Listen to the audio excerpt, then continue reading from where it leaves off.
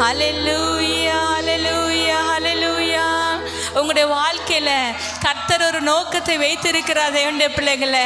அந்த நோக்கம் நிறைவேறும் வரைக்கும், கர்த்தர் உங்களுக்கு சொன்னதான வாக்குத்தத்தங்கள் எல்லாம் நிறைவேறும் வரைக்கும் அவர் ஒருபோதும் உங்களை கைவிட மாட்டார். ஒவ்வொரு நாளும் உங்களுக்கு ஆலோசனை சொல்லி உங்களுக்கு கரங்களை பிடித்து எல்லா சூழ்நிலைகளிலும் உங்களை நேர்த்தியாய் நடத்துகிற நம்முடைய தேவன் ஒருபோதும் உங்களை விட்டு விலகவே மாட்டார் தேவனுடைய பிள்ளைகளை.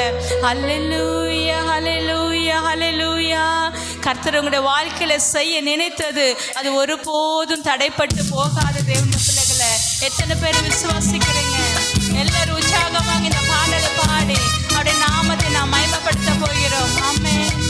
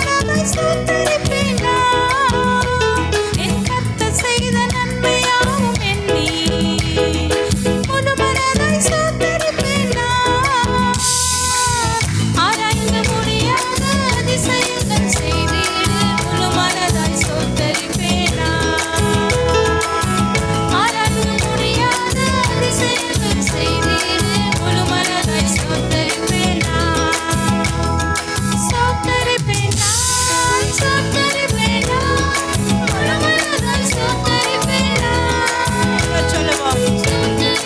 ஆமென். எல்லாரும்